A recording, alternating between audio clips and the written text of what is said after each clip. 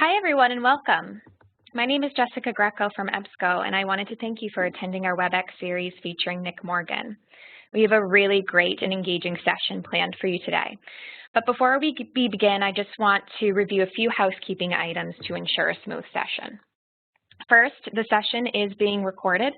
A link to the recording will be available for you a few days after the webinar and will be shared with you via email. Second, all of your lines are now muted to avoid any sound feedback or interruptions. If you are having technical difficulties during the webinar, please use the chat box to communicate and we will try to resolve. We thank you in advance for keeping your lines muted during the session. Third, there will be a Q&A session you have for Nick following his presentation. If you do have questions, feel free to enter them anytime into the chat box during the presentation, and please send them to me directly. And finally, stay on the line once the webinar is finished, as you will be able to access some free session takeaway. Now, without further ado, I'd like to introduce today's featured presenter. Dr. Nick Morgan is one of America's top communication coaches and theorists. A passionate teacher, he is committed to helping people find clarity in their thinking and ideas, and then delivering them with panache. He's been commissioned by Fortune 500 companies to write for many CEOs and presidents. He's coached people to give congressional testimony, to appear on the Today Show, and deliver an unforgettable TED Talk. He has worked widely with political and educational leaders, and he himself has spoken, led conferences, and moderated panels at venues around the world. Nick's methods, which are well known for challenging conventional thinking, have been published worldwide. His acclaimed book on public speaking, Working the Room: How to Move People to Action Through Audience-Centered Speaking, was published by Harvard in 2003 and reprinted in paperback in 2005 as Give Your Speech, Change the World: How to Move Your Audience to Action. His book on authentic communications, Trust Me, was published by Jossie Bass in January 2009.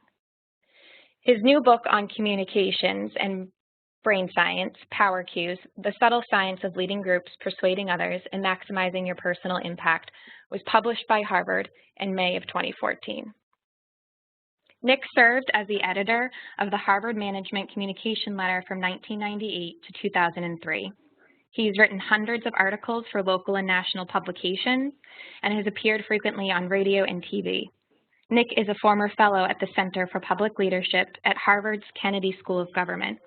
After earning his PhD in Literature and Rhetoric, Nick spent a number of years teaching Shakespeare and public speaking at the University of Virginia Lehigh University and Princeton University. He first started writing speeches for Virginia Governor Charles S. Robb and went on to found his own communications consulting organization, Public Words, in 1997. Nick attributes his success to his honest and direct approach that challenges even the most confident orators and to rethink how they communicate. Ladies and gentlemen, Nick Morgan. Thanks, Jessica. I hope that you can all hear me and the sound is good. Greetings, everyone. So let's talk about intentional communications and the power cues that will make you a charismatic communicator. And I start with a question. How do you prepare for an important communication? Perhaps you're getting ready to give a presentation, a speech, a job interview, or maybe just an important meeting where you want things to go right. How do you prepare for that? And when I ask people that question, what they tell me over and over again is, I spend 100% of the time thinking about what I'm going to say, the content. And essentially 0% of the time thinking about my body language. In fact, when I ask them, do you think about your body language? They look at me like that's a strange question. Why would I do that? We don't think of body language as something we should prepare. And yet, every communication is always two conversations. The content on the one hand and the body language on the other. And here's the thing about that. When those two are aligned, you could be an effective communicator. But when the two are not aligned, the body language always trumps the content. I can give you a very simple example of this that will make it obvious. Let's pretend that I'm at work and I'm coming home, and my wife texts me and says, hey, pick up some milk and eggs on the way home. And she would never do this, but let's pretend that I forgot. And so when I got to the door, she's greeting me with her arms folded, a scowl on her face. She would never do this, a scowl on her face. And when I ask her how she is, she says, fine, in that tone of voice that all spouses know means things are not fine. Which do I believe in that case? Do I believe the word fine, which is the content, or do I believe the body language, the folded arms, the scowl, and the tone of voice? Well, unless I'm the world's stupidest husband, I believe the body language. Body language always trumps the content. And so to become an intentional communicator, you need to learn to control both conversations. The bad news, this is hard work. The good news is that there's a huge payoff. Now, I first became aware of this, the power of intentional communications, when I was 17. And I first, three things happened to me that led to this insight. First, I read a book about the Dalai Lama, and he became a hero of mine over the Christmas vacation. Second, I learned my father was gay. And third, I died. Now let me take those three in order. First of all, I read a book about the Dalai Lama. He became a hero of mine. And so when I had a chance to hear him about 6 years later in graduate school, I jumped at the chance. And this was before he was a rock star presenter. So there were only a few people in the audience, and we were waiting for the Dalai Lama to show up, and he didn't show. 45 minutes went by, no Dalai Lama. He finally showed up after an hour, and we'd all waited because, after all, he's on his 14th reincarnation. How long do you wait for somebody who's on his 14th reincarnation? Turns out about an hour. Well, he walked to the center of the stage and sat down, and he said nothing. For a minute of stage time, he just looked at us. For 2 minutes of stage time, 3 minutes of stage time, and finally he let out the patented Dalai Lama unearthly laugh. It sounds something like that. I can't quite do it. I'm not on my 14th reincarnation, but something like that. And he said, I better say something really thoughtful because I've kept you waiting for so long. And he proceeded to give an interesting, but I thought not spectacular, lecture on Buddhism. Well, something had happened in those 3 minutes of silence that was more powerful than anything he said, or indeed many another presenter I've ever seen has ever said. He connected with me, I felt. And when I talked to the other participants, to the other audience members, they all said the same thing. He connected with me in some way that was incredibly powerful. And I wanted to know, what was that? What was that look from the Dalai Lama? Talk about pure body language. He didn't say anything. He just looked at us. And yet something powerful happened. He seemed to touch us in a way that changed us all. And it felt like it was forever. Well, back to Christmas, I'm 17. I have to get a present from my dad.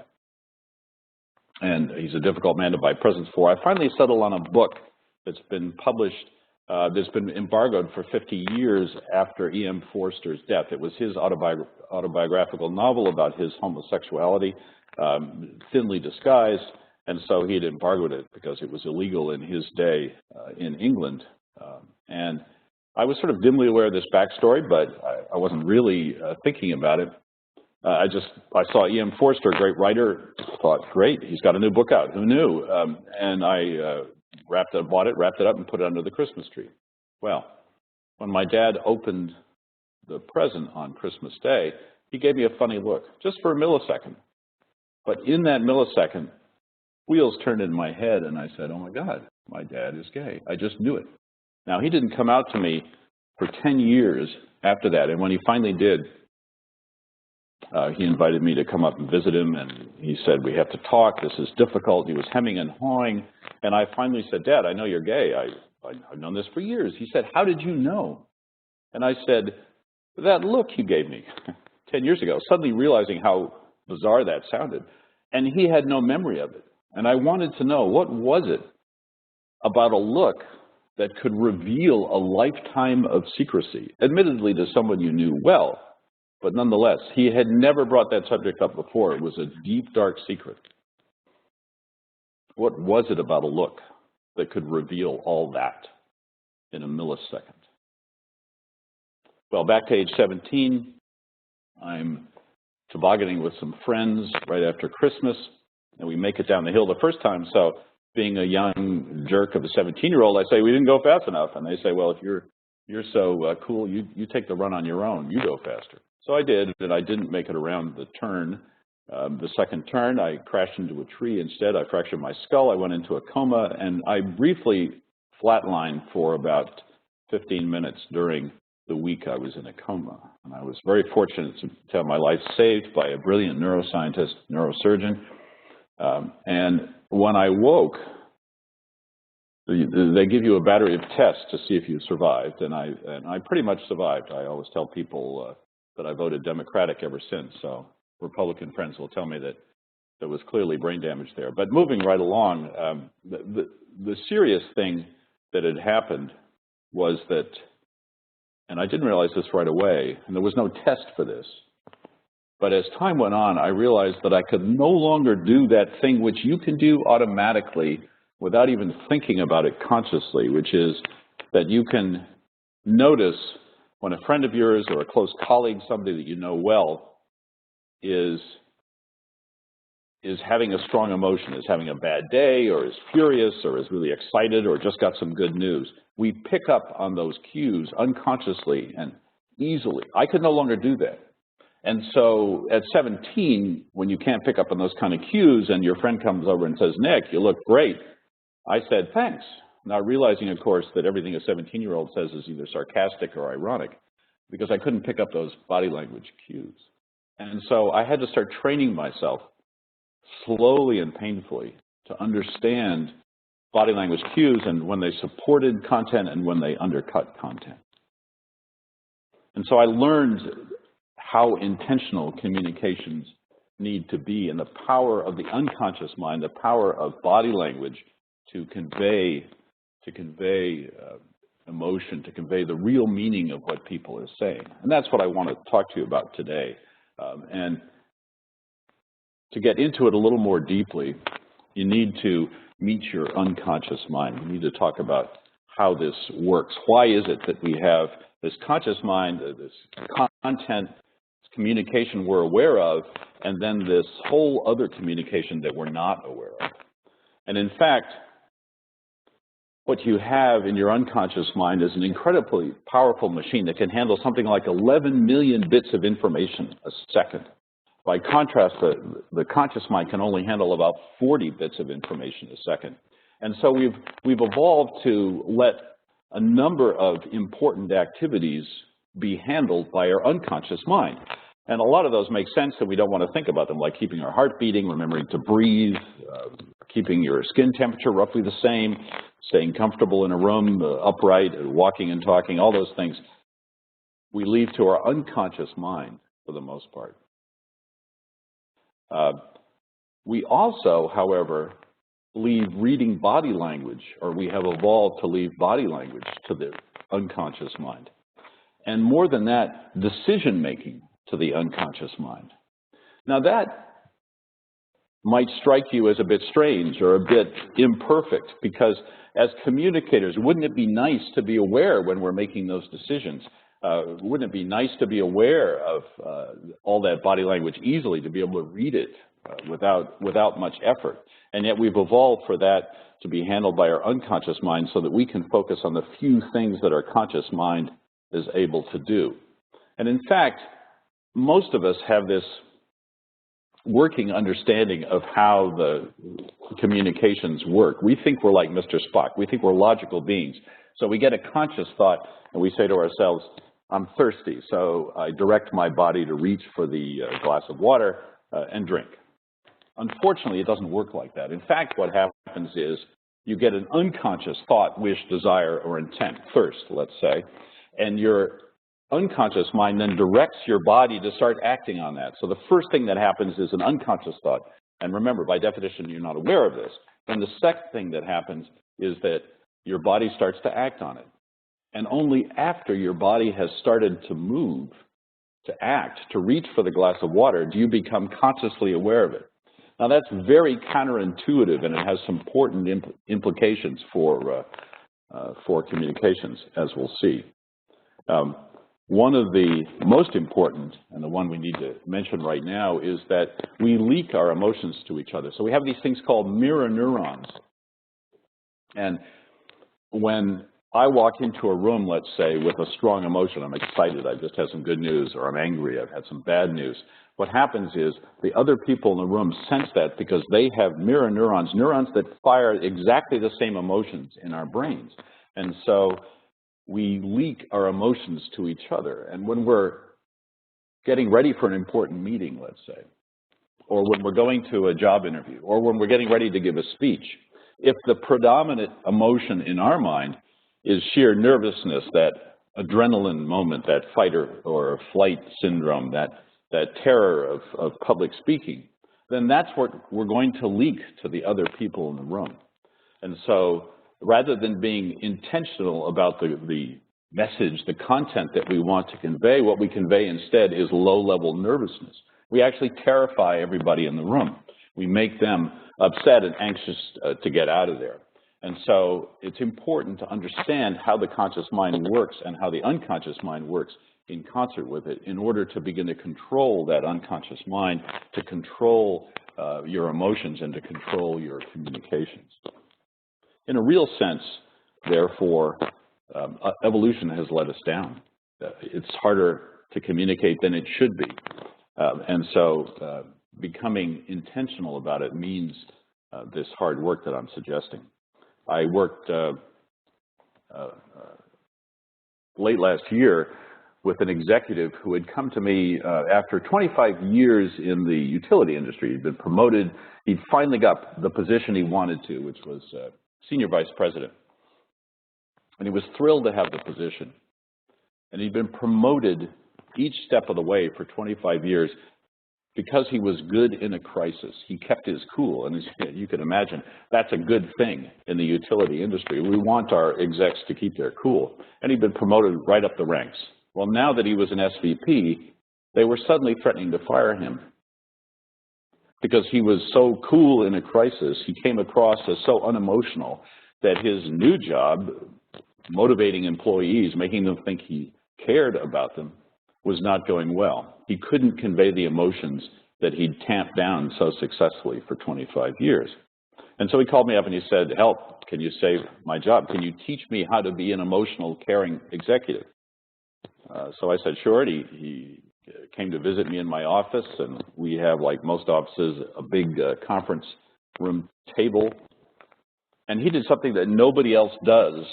No other executive I'd ever seen had done. When he got into that conference room, he went and sat in the corner.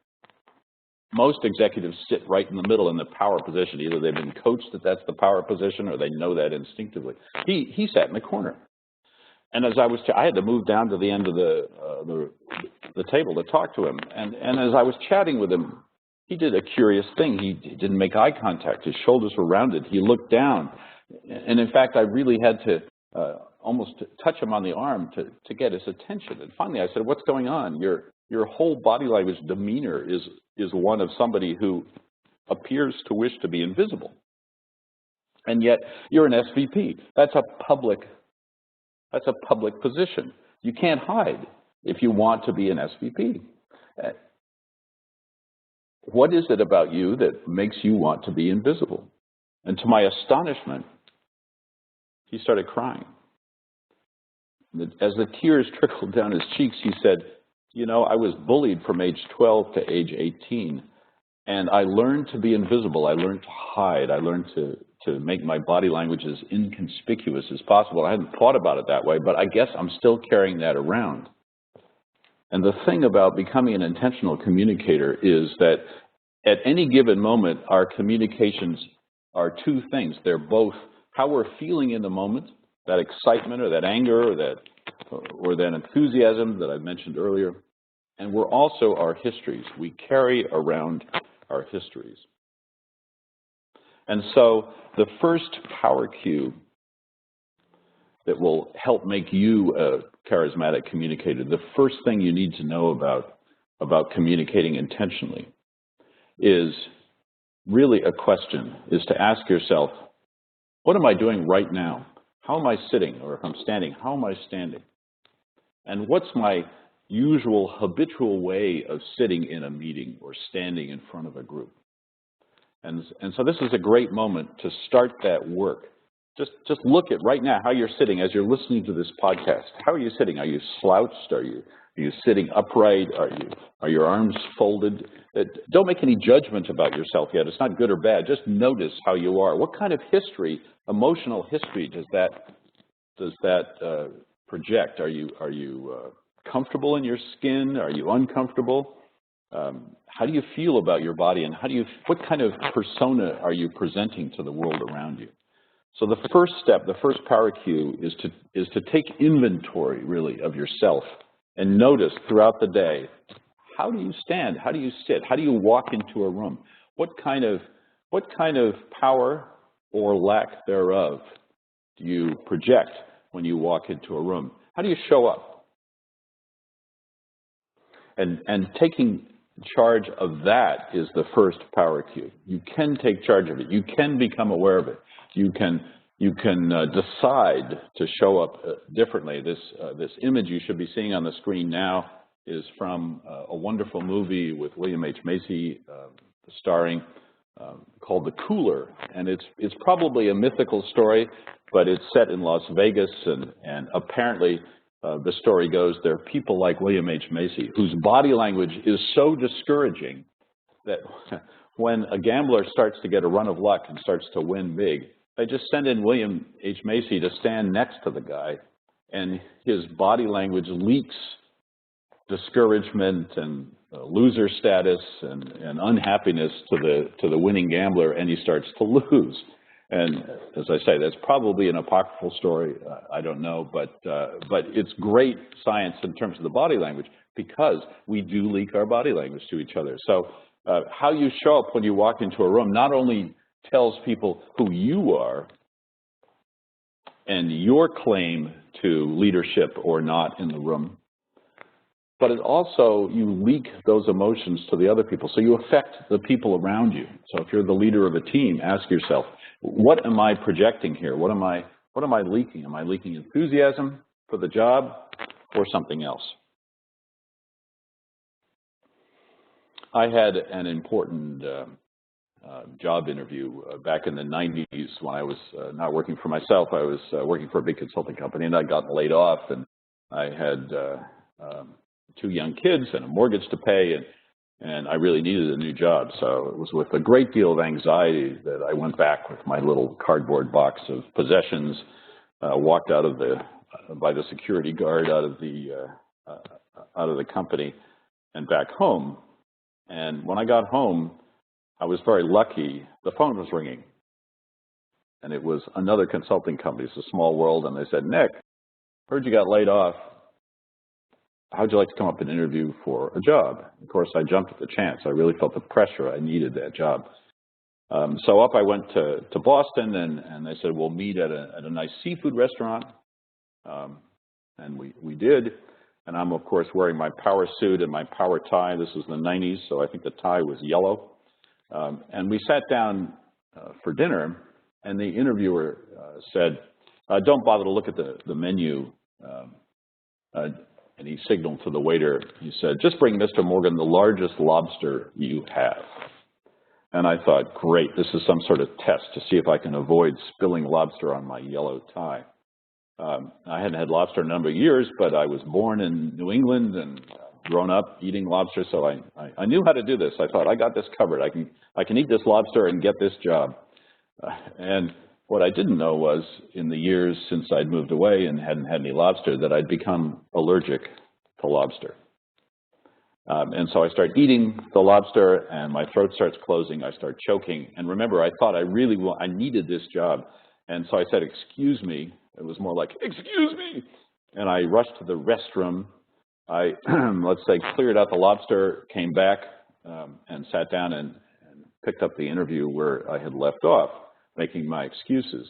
And now, of course, I was just pushing the lobster around on the plate and hoping the interviewer wouldn't notice. But he did, and he said, is there something wrong with the lobster? Oh, no, I said. Remember, I really wanted this job. I, for some reason, felt I couldn't make waves. No, it's great. The lobster's fabulous. And so I took a few more bites, and my throat started to close again. I started to choke, and I excused myself again to the bathroom. came back. Anyway, I did this several times, and I was so furious at the end of this because I was now blaming the interviewer for trying to kill me with this lobster, even though, of course, he had no idea, that I decided to use a Jedi mind trick on that interviewer, which stems from those mirror neurons. And in a second, I'll tell you what that is in order to ensure that I got the job. But that leads me to the second power cue. What emotions do you convey at important moments? You can control your emotions. You can decide, just like you plan your words, you can plan your emotions. You can decide walking into a meeting or a job interview that you're going to convey the enthusiasm that you think is appropriate for this job. And of course, in that situation, I was dangerously close to being derailed from that because all I was conveying was panic at the thought of choking to death over eating lobster that I knew I was now allergic to. Not a good situation. And so what I did was I started to use this Jedi mind trick on him. I started to mirror his behavior. And so what I was doing was deliberately adopting his body language posture so that I would pick up his emotion, his interest in me for the job, rather than convey to him my panic.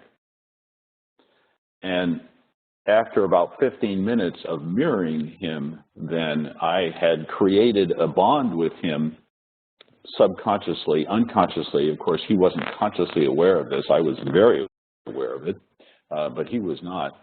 But we'd created a bond in which he had begun to trust me because he thought I was somebody who reacted in exactly the same way as he did to everything, because I was mirroring his behavior.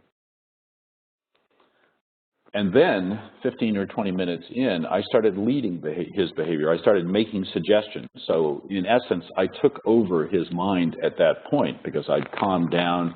I was able to then project the confidence that I needed to, and I'd stopped eating the lobster. And sure enough, he mirrored my behavior back.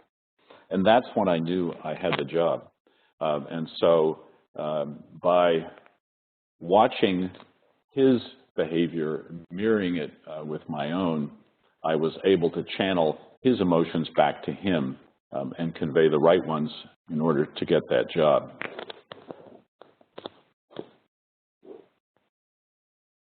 Once you start getting control of your communications and start becoming intentional about your communications, then you can become a charismatic communicator, and you can convey these powerful, unspoken, unconscious messages of leadership and control to your audiences, to the people in the room, to a job interviewer. And you can begin to tell powerful stories that have huge impact because of their consistent message, content, and body language. And that's really the essence of learning your power cues, learning the signals that you're sending, learning the signals that the other people are sending to you. It's all about becoming an intentional communicator so that you can tell stories that people will remember and that will have the impact that you want it to have.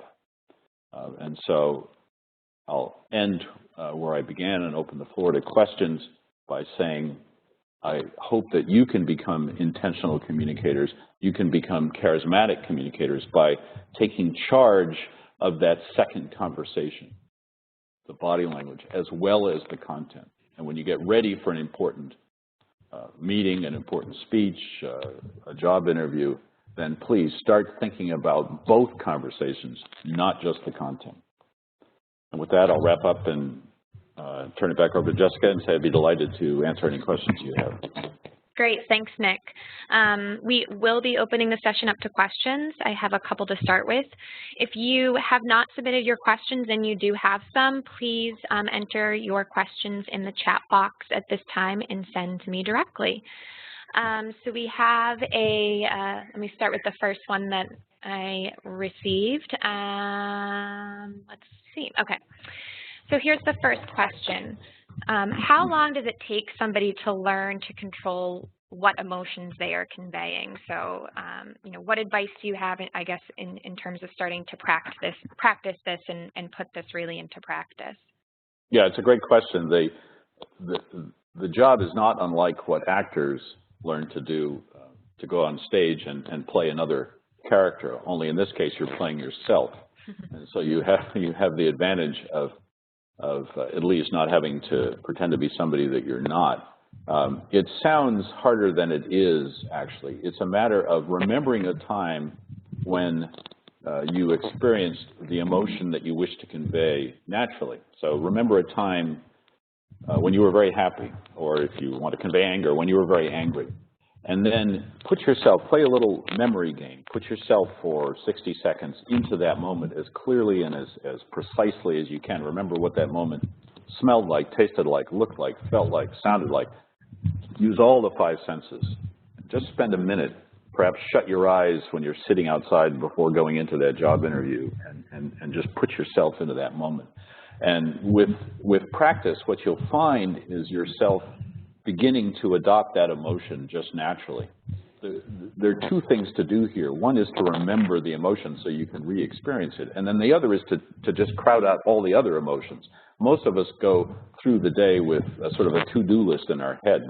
We're thinking about the lunch to come and all the work we have to do and remembering to pick up milk and eggs on the way home and perhaps that vacation that's coming up. So mostly what we convey is this mishmash of attitudes, things we're enthusiastic about, things we're not so enthusiastic about.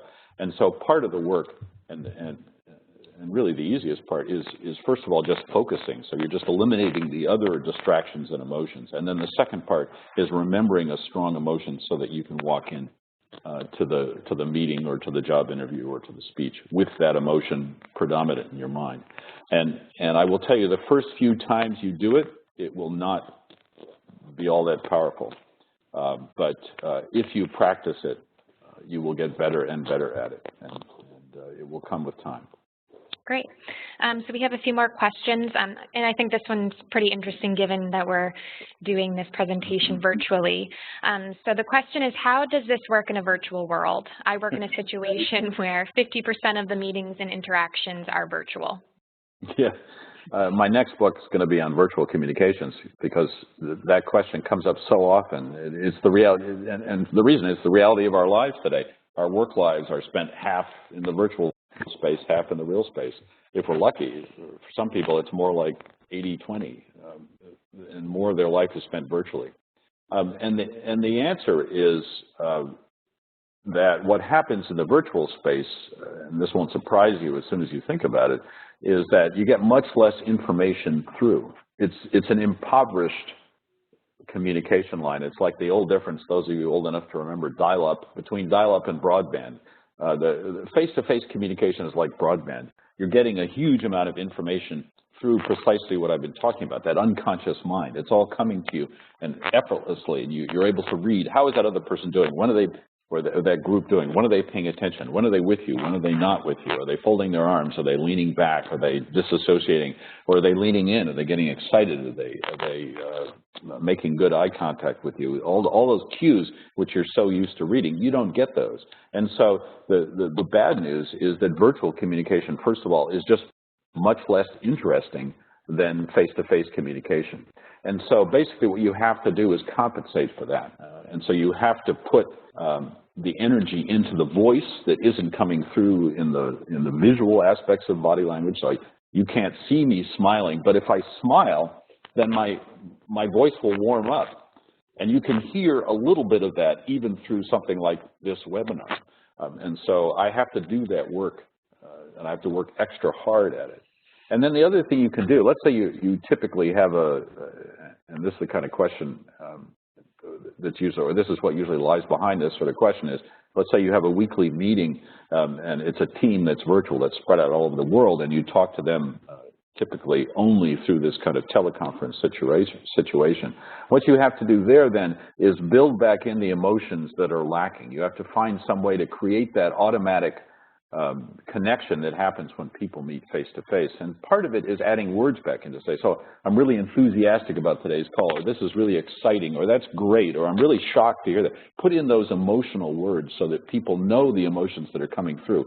Don't assume that people are picking up on those things. It's a little bit like all those famous mistakes people make in email when there's a miscommunication because the underlying emotion hasn't come through. You say something in email and people don't get the joke, and so they're offended because they think you seriously meant to say what you said.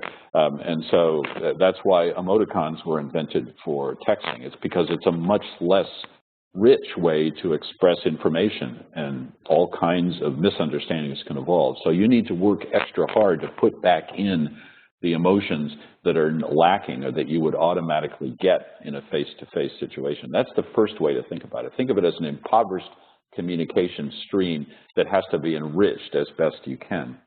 And then there are various other strategies that's what I'm working on in my next book, but some obvious ones are keeping the communication shorter. Don't just assume because face-to-face meetings are typically an hour that therefore a teleconference should be an hour. That's like a general fighting in the last war. It just doesn't make sense. So keep it shorter. Just because people aren't as interested, there isn't as much information getting through, and so you need to curtail the communication. And so that's a couple of ideas there. There's a lot more on its way in my next book. Great, thank you. We have another question. What are the best practices for sitting in a meeting that you've seen from confident leaders? So sitting placement, are they taking notes, et cetera? Yeah, you remind me of a story when I was working with a team of IT people a number of years ago. The leader came to me and said, Nick, I heard you're this expert on body language, and if you're so smart, he said, one of the 12 people you're meeting for the first time here, one of the 12 people around the room was trained at the Royal Academy of Dramatic Arts. He used to be an actor, and the other 11 were not. If you're any good at reading body language, surely you can tell me which one of these 12 people was trained at the Royal Academy of Dramatic Arts. And I thought, how the heck am I going to be able to tell that? You can't see somebody's resume on their face. And then to my astonishment, it was obvious within about 30 seconds who was the one who was trained at the Royal Academy of Dramatic Arts, because he sat in his chair beautifully, let's say, with his butt at the back of the chair, his back ramrod straight. And what he did was, if you imagine the edge of the conference table as a vertical line, an invisible vertical line, when you lean into the conference table and bring the top part of your body just over that imaginary line, just over the edge of the table, that's like taking the public space. The conference table then becomes the public space. And what he did when he wanted to talk was he would just lean forward and take that space. And he would bring his upper torso into the space, and he would bring his hands into that space. And then when he wanted to signal that he was done, he would lean back slightly, going back into, in essence, the private space behind that line. And so the same kind of good habits that show that you're connecting with people in more natural situations apply around a conference table too. You lean forward, you lean into it when you want to connect with people. You lean away when you show that you're done.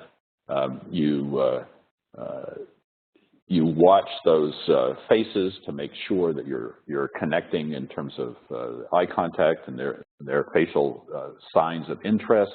There's a whole host of those, but mostly it's about controlling the space in the room, controlling your relationship in terms of space to the other people, because we close space when we're interested, when we want to make an impression, when we want to take over a room, and we increase space when we're breaking off or removing ourselves from the situation. So that's a very quick primer in how to think about it. Think Royal Academy of Dramatic Arts. Great.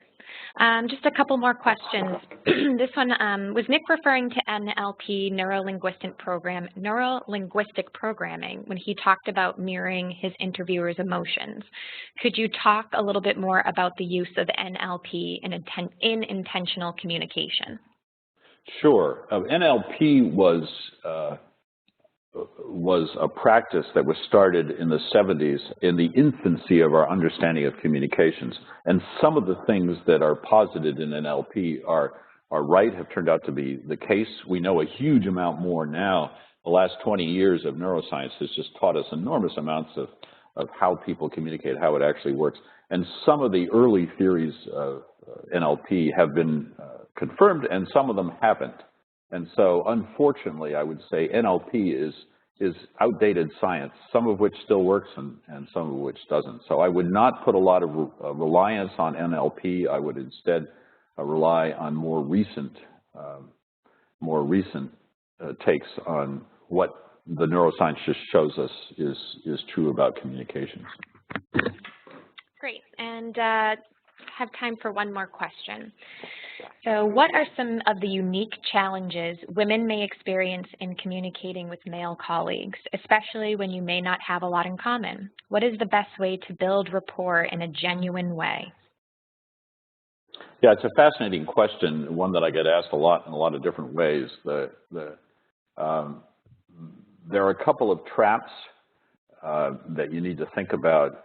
When I work with women who are becoming professional speakers, for example, one of the things that you do as a woman when you get dressed up to go give a speech, just like a man putting on a suit and tie, a woman puts on clothes. She also puts on high heels. Now, the whole point of high heels is to lift your heels, which throws your pelvis forward. So when you walk in a inherently, essentially flirtatious way. It's to make you look like a runway model. And as a result, what you do, unless you tuck your pelvis in and stop the behavior, is you start an unintentional flirtation sequence going with the other people in the room. And so you undercut your authority, because what it looks like to the men in the room is that you're flirting with as you walk in. And so the first thing to do is to think about how you present yourself and make sure, if you want to be taken seriously, and this isn't, by the way, fair, this is just life, but if you want to be taken seriously, is watch your clothing. Make sure it isn't unintentionally starting you down a flirtation sequence. And so that's the first thing. The second thing is to be very aware of your voice. We tend to inherently put more stock in deeper voices rather than higher voices. And so the mental shortcut that we use unconsciously is we tend to give more authority, we tend to assign more authority to deeper voices. Now, that's just the quick answer. The longer answer is that it's not the absolute pitch of your voice. So this doesn't mean that all women are hopeless cases when it comes to leadership, not at all. What it means is, what really matters is where your voice is pitched in your vocal range. And if you're nervous or stressed out, or if you've learned over the years to, for one reason or another, not be threatening, then you tend to push your voice higher up in your range. We find high voices less threatening than lower voices, also less authoritative. So if I move my voice up here, you won't take what I'm saying as seriously as if I have it down here. I hope you can hear that difference even in a webinar, even over the phone lines. And so one of the things that you can do to establish yourself as a leader is to check your vocal range and make sure you're speaking at the lower end of it. And stress and tension and the fight or flight syndrome and adrenaline all tend to push your voice up, so you need to compensate for that. But the first thing to do is to get yourself to a keyboard, find out what your range is, and make sure you're speaking at the lower end of the range. I talk a lot more about this in the book, in chapter 4 of the book, by the way. There's a lot of science behind this, and it turns out that that pitch that you're speaking at is hugely important for how we determine leaders in the room. So if your voice is high in your range, then you're not going to sound like a leader to the other people in the room, and they're not going to take you seriously. And so women, especially because they have naturally higher voices, have to make sure they're speaking at the lower end of their range. Thank you. That was fascinating. All right, so thank you participants for your questions, and thank you, Nick, for your insights and your presentation. That was really great, and I think everyone can say that they definitely learned a lot. So now what I want to do is introduce Greg DiDonato. He is the Vice President of Sales here at EBSCO. Greg will be sharing information on tools that can assist you in your learning and development needs. So I'll pass it off to Greg. Thank you, Jessica, and thank you, Nick. That was an excellent presentation. Certainly, I know I learned some things, and it's a highly important topic. I know I used to work with a boss who, before we walked into any meeting, he used to ask a simple question and say, "What are we?" And of course, we'd always respond, "We're the best." And obviously, his whole point was to make sure that our attitudes and our body language was going into the meeting with a lot of confidence. I always found that to be great, and these kinds of expert opinions are something that we love to continue to expand our professional development upon. So a little bit about EBSCO. EBSCO is the leading provider of informal and on-demand learning content. So what does that mean?